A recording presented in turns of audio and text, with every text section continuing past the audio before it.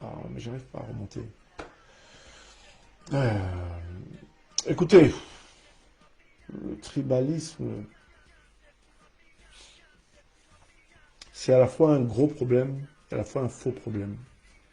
Gros problème parce que ça peut conduire à des choses qui sont terribles. Mais moi, par exemple, et mes frères et sœurs et mes enfants, on est élevés dans une forme de fierté de nous-mêmes. Il y a une forme de fierté. Et souvent, même les femmes sont comme ça. On est élevé avec une fierté. Et on nous apprend il y a le goût d'être ce qu'on est.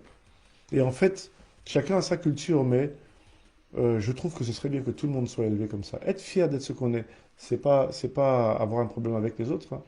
C'est que c'est élever un enfant de manière à ce que, où qu'il aille, hein, j'étais sur pratiquement tous les continents. J'ai vu des hommes jaunes, verts, bleus, orange, marron, toutes les couleurs que vous voulez. Mais quand on se tient debout devant quelqu'un, on n'a pas de problème. Ils ont leurs choses qui sont intéressantes, qu'on peut regarder avec admiration. Et si je parle de mes choses, les gens auront aussi des raisons de m'admirer. Donc il faut qu'on soit élevé avec la fierté de ce que l'on est.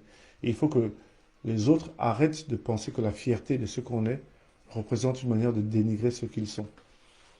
Quand je fais tout ce que je fais, moi je suis Fan ou je suis Bapounou, je suis Nzebi, je ne le fais pas pour les Fans, les Bapounou, les Nzebi, je le fais pour tout le monde. Pour que tout le monde, tous les Africains en tout cas, apprennent à être fiers de ce qu'ils sont. Mm. Donc quand je dis que c'est un problème, c'est pas c'est une erreur.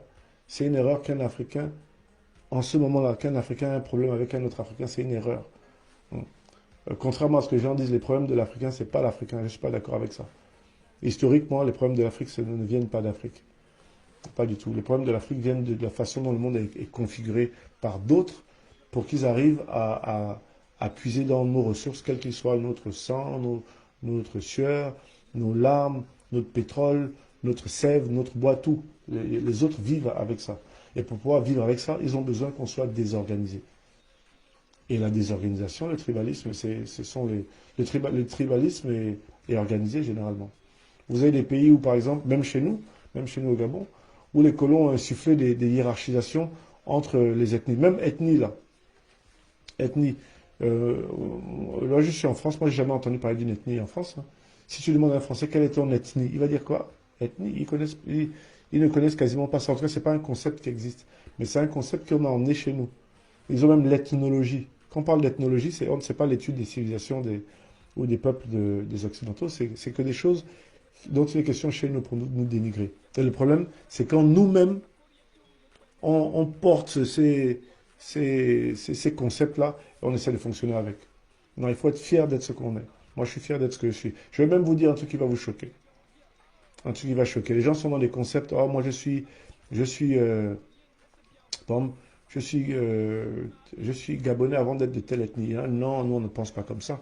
Moi, je pense qu'on est Gabonais, mais qu'il faut d'abord être soi-même avant d'être Gabonais. C'est en étant capable d'être bien, si je suis Bapounou, c'est en étant capable d'être un vrai Bapounou que je peux donner du sens au fait d'être Gabonais.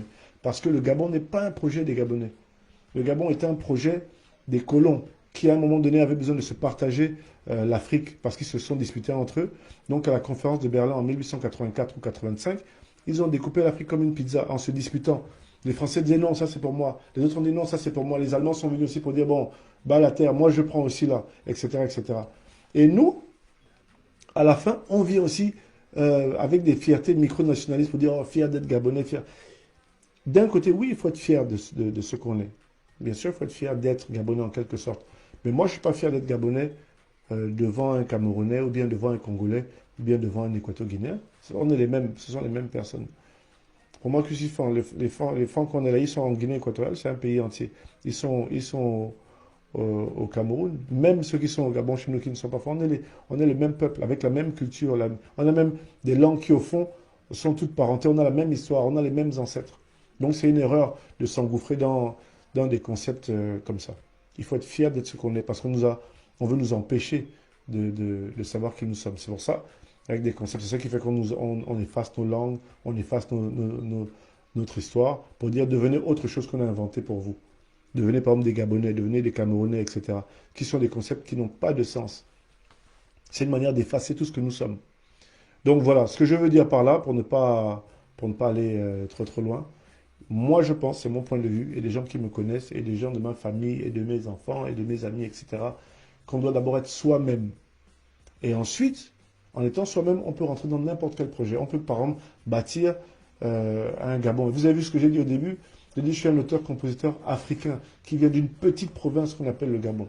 Même nos parents, quand ils sont nés, ce qu'on appelle Gabon, Gabon n'était même pas vraiment un pays. Le Gabon en tant que pays, c'est là, ça fait, je sais pas, ça fait, c'est un peu avant les indépendances qu'il est question de ça. Donc il ne faut pas qu'on tombe dans ce piège-là, avec des gens qui viennent nous diviser, et ils nous divisent, et ils nous subdivisent, et ils nous subdivisent.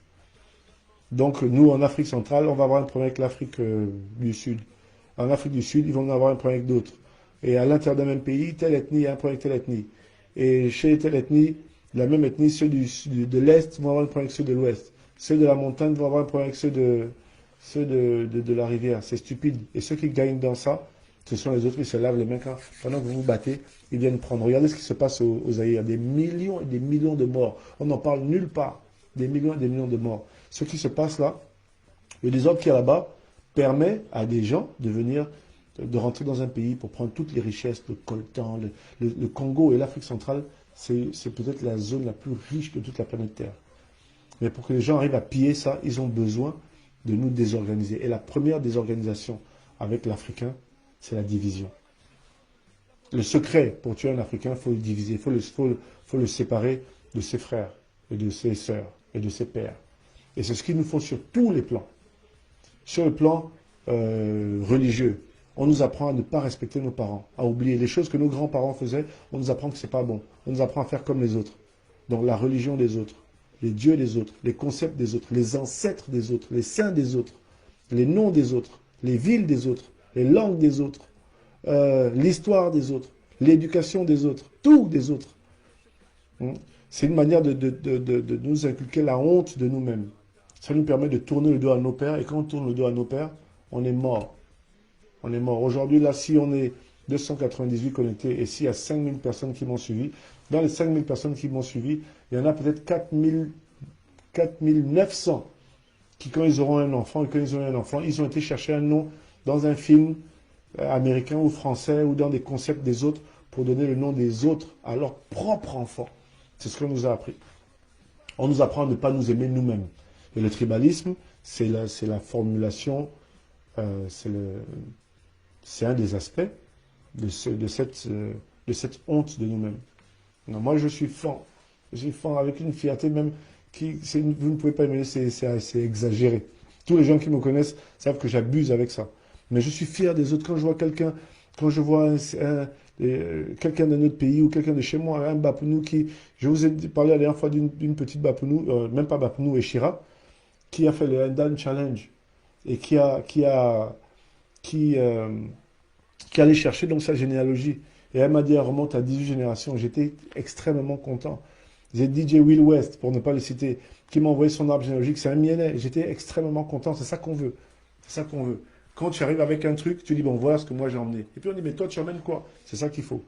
Il ne faut pas tout le temps être des gens qui n'apportent rien. Voilà. Je laisse de m'emballer. Je m'arrête là.